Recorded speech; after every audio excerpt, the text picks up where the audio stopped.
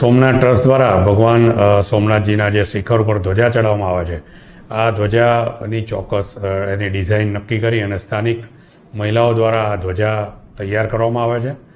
તેમજ ખાસ કરીને શ્રાવણ માસમાં લોકો ધ્વજા પૂજા માટે નું વિશેષ મહત્ત્વ હોય અને દેશ વિદેશથી આવતા લોકો પણ આ ધ્વજા પૂજા કરાવતા હોય છે. ટ્રસ્ટ દ્વારા આ ધ્વજાની મંદિરમાં જ પૂજા કરાવી અને જ્યારે મોટા સમૂહ આવતા હોય ત્યારે એને વાજતા ગાજતે શોભાયાત્રા સ્વરૂપે પણ લોકો ભગવાન સોમનાથજીની ધ્વજા ચડાવતા હોય છે.